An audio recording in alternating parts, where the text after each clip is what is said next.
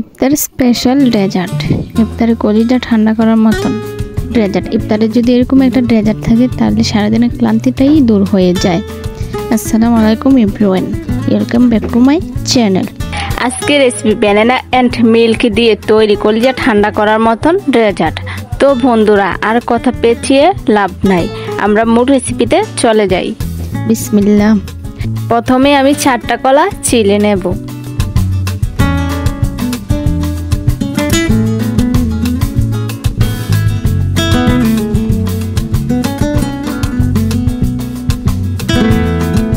এখন একটা কাঁটা চামচের সাহায্যে ভালো করে ম্যাশ করে নেব, যাতে গুটি গুটি দানা না থাকে।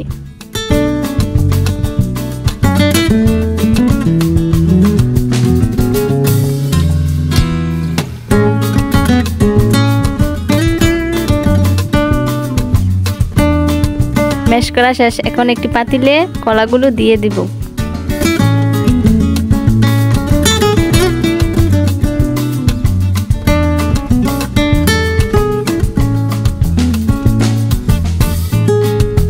ম্যাশ করা কলাগুলো দেওয়ার পর 1 গ্লাস পরিমাণে তরল দুধ দিয়ে দিব। 1 কাপ পরিমাণে চিনি দেব। যে যেরকম স্বাদ খেতে পছন্দ করেন সেরকম অনুযায়ী চিনি দিবেন। তারপর 3 টেবিল চামচ কর্নফ্লাওয়ার দিয়ে মিশিয়ে নেব। তারপর 2 টেবিল চামচ পাউডার মিল্ক দিয়ে ভালোভাবে ম্যাশ করে নেব। এখন একটা হাত ব্লেন্ড এর সাহায্যে ভালো করে মিশিয়ে নেব, যাতে দলা পেকে না যায়। দলা পেকে গেলে খেতে মজা লাগে না। তো বন্ধুরা দেখেন ঘনত্বটা ঠিক এমন হবে।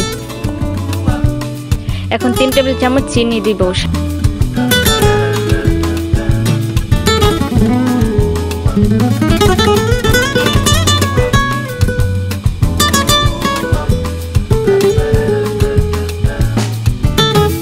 সামান্য পানি দিব।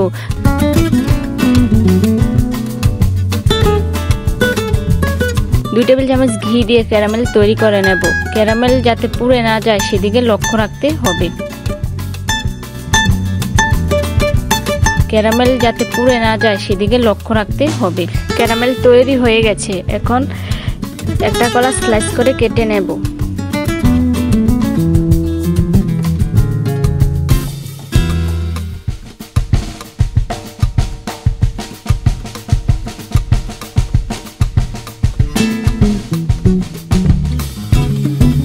কলাগুলো কাটা শেষ। এখন ডেজার্টের উপর কলা দিয়ে সাজিয়ে নিব। কলা দিয়ে সাজানোর পর উপর দিয়ে ক্যারামেল দিয়ে দেব।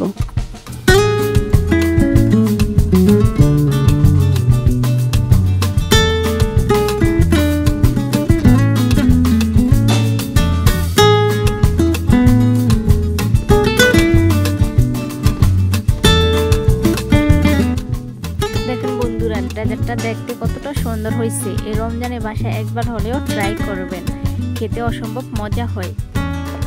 যারা আমার চ্যানেলটিকে সাবস্ক্রাইব করেন নাই এখনই সাবস্ক্রাইব করে দিবেন, আর যারা সাবস্ক্রাইব করে দিয়েছেন তাদেরকে অসংখ্য ধন্যবাদ। আল্লাহ হাফেজ।